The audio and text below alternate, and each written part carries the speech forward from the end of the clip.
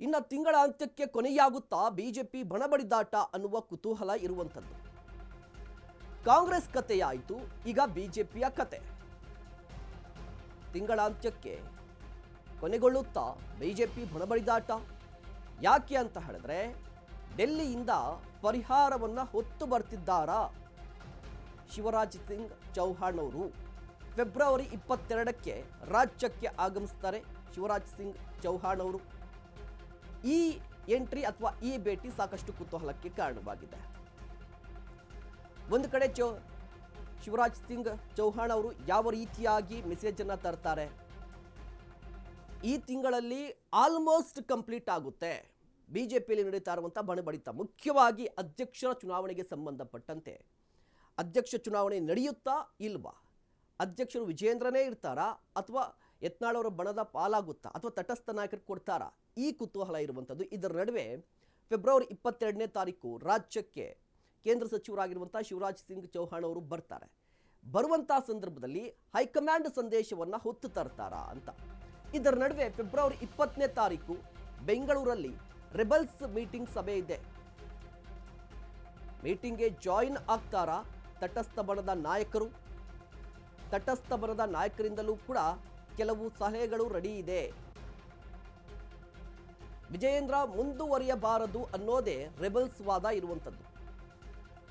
ಶತಾಯಗತಾಯ ವಿಜೇಂದ್ರರನ್ನ ಕೆಳಗಿಳಿಸಬೇಕು, ಆ ಸ್ಥಾನಕ್ಕೆ ಸೋಮಣ್ಣ ಅವರನ್ನ ನೇಮಕ ಮಾಡಬೇಕು.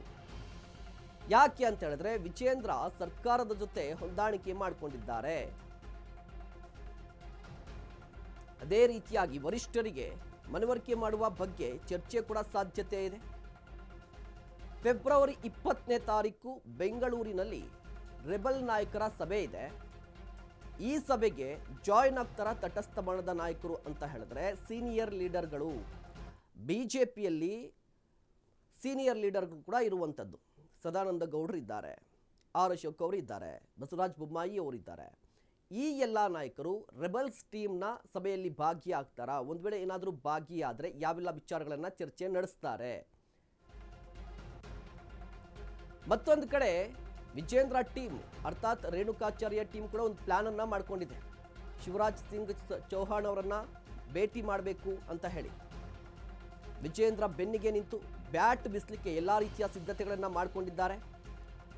ಯತ್ನಾಳ್ ಅವರು ಪಕ್ಷ ವಿರೋಧಿ ಚಟುವಟಿಕೆಗಳಲ್ಲಿ ತೊಡಗಿಕೊಂಡಿದ್ದಾರೆ. ಬಹಿರಂಗ ಹೇಳಿಕೆಗಳನ್ನು ಕೊಡ್ತಾ ಗೊಂದಲಕ್ಕೆ ಕಾರಣವಾಗ್ತಾ ಇದ್ದಾರೆ. ಅಶೋಕ್ ವಿರುದ್ಧವೂ ಕೂಡ ಅಸಮಾಧಾನಗೊಂಡಿದ್ದಾರಂತೆ. BSY minister R Ashok Bommai ವಿರುದ್ಧವೂ ಕೂಡ ದೂರು ಸಲ್ಲಿಕೆ ಸಾಧ್ಯತೆ ಇದೆ ಅಂತ. ಶಿವರಾಜ್ ಸಿಂಗ್ ಚೌಹಾಣ್ ಅವರ ಭೇಟಿಗೆ ರೇಣುಕಾಚಾರ್ಯ ಟೀಮ್ ಕೂಡ ಸಿದ್ಧವಾಗಿರುವಂಥದ್ದು. ಮುಖ್ಯವಾಗಿ ವಿಜೇಂದ್ರ ಪರವಾಗಿ ಬ್ಯಾಟ್ ಬೀಸುವ ಸಾಧ್ಯತೆ ಇದೆ. ಅದೇ ಸಂದರ್ಭದಲ್ಲಿ ರೆಬಲ್ಸ್ ನಾಯಕರ ವಿರುದ್ಧವೂ ಮಾತನಾಡ್ತಾರೆ. ಬಹಿರಂಗ ಹೇಳಿಕೆಗಳ ಮೂಲಕ ಗೊಂದಲ ಸೃಷ್ಟಿಯಾಗ್ತಾ ಇದೆ ಅಂತ ದೂರನ್ನ ಕೂಡ ಸಲ್ಲಿಕೆ ಮಾಡಿದ್ದಾರೆ. ಜೊತೆಗೆ ಆರ್ ಅಶೋಕ್ ಅವರು ಬೊಮ್ಮಾಯಿ ಅವರ ವಿರುದ್ಧವೂ ಕೂಡ ಒಂದಿಷ್ಟು ಆರೋಪಗಳನ್ನು ಮಾಡುವ ಸಾಧ್ಯತೆ ಇರುವಂಥದ್ದು. ಬಿಜೆಪಿಯಲ್ಲೂ ಕೂಡ ಬಣಬಡಿದಾಟ ಇನ್ನೇನು ಕ್ಲೈಮ್ಯಾಕ್ಸ್ ಹಂತಕ್ಕೆ ಬಂದಿರುವ ರೀತಿಯಲ್ಲಿ ಕಾಣಿಸ್ತಾ ಇರುವಂಥದ್ದು. ಸಾಕಷ್ಟು ದಿನಗಳಿಂದ ಒಂದು ಚರ್ಚೆ ನಡೀತಾ ಇದೆ. ಆ ಚರ್ಚೆ ಏನಪ್ಪಾ ಅಂತ ಹೇಳಿದ್ರೆ ಅಧ್ಯಕ್ಷರ ಚುನಾವಣೆ, ರಾಜ್ಯ ಬಿಜೆಪಿ ಅಧ್ಯಕ್ಷ ಸ್ಥಾನಕ್ಕೆ ಚುನಾವಣೆ ನಡೆಸಬೇಕು ಅನ್ನುವ ಒಂದು ವಿಚಾರ ಬಂತು. ಸೊ ಚುನಾವಣೆ ನಡೆಸಬೇಕು ಅಂತ ಹೇಳಿದ್ರೆ ಹೈಕಮಾಂಡ್ ಅದಕ್ಕೆ ಒಪ್ಪಿಗೆಯನ್ನು ಸೂಚಿಸುತ್ತಾ ಗೊತ್ತಿಲ್ಲ. ಇಲ್ಲ ಏಕಾಏಕಿಯಾಗಿ ವಿಜೇಂದ್ರ ಅವರೇ ಕಂಪ್ಲೀಟ್ ಆಗಿ ಅಧ್ಯಕ್ಷರಾಗಿ ಮುಂದುವರಿತಾರಾ ಅನ್ನುವ ಕುತೂಹಲ ಕೂಡ ಇರುವಂಥದ್ದು. ಈ ಬಗ್ಗೆ ಇನ್ನಷ್ಟು ಮಾಹಿತಿಯನ್ನು ಪಡೆಯೋಣ. ನಮ್ಮ ಪ್ರತಿನಿಧಿ ಹನುಮಂತ್ ದುರ್ಗ ದೂರವಾಣಿ ಸಂಪರ್ಕದಲ್ಲಿದ್ದಾರೆ. ಹನುಮಂತ್, ಮುಖ್ಯವಾಗಿ ಬಿಜೆಪಿಯಲ್ಲಿ ಈ ಬಣಬಡಿದಾಟ ಕ್ಲೈಮ್ಯಾಕ್ಸ್ ಹಂತಕ್ಕೆ ಬಂದ್ಬಿಟ್ಟಿದ್ಯಾ ಅಂತ?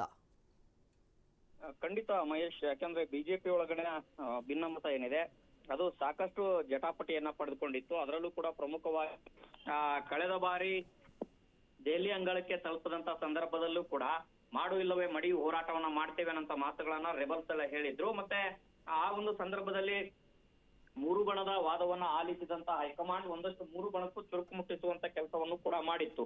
ಆದಾಗ್ಯೂ ಕೂಡ ಇದೀಗ ಮತ್ತೆ ರಾಜ್ಯಾಧ್ಯಕ್ಷರ ಬದಲಾವಣೆಯ ವಿಚಾರಕ್ಕೆ ಆಂತರಿಕವಾಗಿ ಸಂಘರ್ಷ ಮುಂದುವರೆದಂತ ಕಾರಣಕ್ಕಾಗಿನೇ ಈಗ ಹೈಕಮಾಂಡ್ ನಾಯಕರು ಕೂಡ ಒಂದಷ್ಟು ಇತ್ಯರ್ಥಕ್ಕೆ ಬರಬೇಕು, ಇದಕ್ಕೆ ಫುಲ್ ಸ್ಟಾಪ್ ಇಡಬೇಕು ಅನ್ನೋ ಪ್ರಯತ್ನಗಳ ಮಾಡ್ತಾ ಇರುವಂತ ಭಾಗವಾಗಿ ರಾಧಾ ಮೋಹನ್ ದಾಸ್ ಅಗರ್ವಾಲ್ ಅವರಿಗೂ ಕೂಡ ಒಂದಷ್ಟು ಸೂಚನೆಗಳನ್ನ ಕೊಟ್ಟಿರುವಂತದ್ದು. ಅದರ ಜೊತೆಗೆ ಚುನಾವಣಾ ಉಸ್ತುವಾರಿ ಆಗಿರುವಂತಹ ಏನು ಚವ್ಹಾಣ್ ಏನಿದ್ದಾರೆ ಅವ್ರಿಗೂ ಕೂಡ ರಾಜ್ಯಕ್ಕೆ ಬರುವಂತ ಸೂಚನೆಯನ್ನ ಕೊಡಲಾಗಿದೆ. ರಾಜ್ಯಕ್ಕೆ ಬರ್ತಾರೆ. ಅವರು ಬಂದಂತ ಸಂದರ್ಭದಲ್ಲಿ ವಾದ ಪ್ರತಿವಾದವನ್ನ ಮತ್ತೆ ಮುಂದುವರಿಸಬೇಕು ಅನ್ನೋ ಪ್ರಯತ್ನಗಳನ್ನ ಎಲ್ಲಾ ಬಣಗಳು ಮುಂದುವರಿಸ್ತಾ ಇರುವಂತದ್ದು. ಅದರಲ್ಲೂ ಕೂಡ ತಟಸ್ಥ ಬಣದಿಂದ ಆಗಿರ್ಲಿ ಅಥವಾ ರೆಬಲ್ಸ್ ಬಣದಿಂದ ಆಗಿರ್ಲಿ ವಿಜೇಂದ್ರ ಅವರ ಬದಲಾವಣೆ ಆಗ್ಲೇಬೇಕು ಅನ್ನೋ ಪಟ್ಟು ಮುಂದುವರೆದಿದೆ. ಜೊತೆಗೆ BY ವಿಜೇಂದ್ರ ಅವರ ಟೀಮ್ ಇಂದನೂ ಕೂಡ ಅವ್ರದೇ ಆದಂತಹ ಬೆನ್ನಿಗೆ ನಿಂತು ಪ್ರಯತ್ನಗಳನ್ನ ಮಾಡುವಂತ ಕಸರತ್ತು ಕೂಡ ಮಾಡ್ತಾ ಇರುವಂತದ್ದು. ಅದರಲ್ಲೂ ಕೂಡ ವಿಶೇಷವಾಗಿ ಪಕ್ಷ ನಾಯಕ ಅಶೋಕ್ ವಿರುದ್ಧ ಕೂಡ ಒಂದಷ್ಟು ದೂರನ್ನ ಕೊಟ್ಟಿರುವಂತದ್ದು. ಅದರ ಜೊತೆಗೆ ಯತ್ನಾಳ್ ಅಂಡ್ ಟೀಮ್ ಏನ್ ಮಾಡ್ತಾ ಇರುವಂತಹ ಆರೋಪಗಳೇನಿದಾವೆ ಅವೆಲ್ಲವೂ ಕೂಡ ಆರೋಪಗಳಿಗೆ ಕೊಡುವಂತ ವಿಚಾರವೂ ಕೂಡ ಚಾರ್ಜ್ ಶೀಟ್ ಸಲ್ಲಿಕೆ ಅಂತ ಎಲ್ಲಾ ರೀತಿಯ ತಯಾರಿಗಳು ಕೂಡ ಮಾಡ್ಕೊಂಡಿರುವಂತದ್ದು. ಅಂತಿಮವಾಗಿ ಫೆಬ್ರವರಿ ಕೊನೆಯ ವಾರದಲ್ಲಿ ಒಂದಷ್ಟು ಗೊಂದಲಗಳಿಗೆ ಇತ್ಯರ್ಥವಾಗುವಂತದ್ದು, ಬ್ರೇಕ್ ಬೀಳುವಂತ ಎಲ್ಲಾ ಸಾಧ್ಯತೆಗಳಿದಾವೆ. ಮುಖ್ಯವಾಗಿ ವಿಜೇಂದ್ರ ಎಲೆಕ್ಟ್ ಆಗ್ತಾರಾ ಸೆಲೆಕ್ಟ್ ಆಗ್ತಾರಾ ಅನ್ನೋದು ಕುತೂಹಲ ಇರುವಂತದ್ದು. ಎಲೆಕ್ಷನ್ ನಡೆಯುತ್ತಾ ಅಂತ?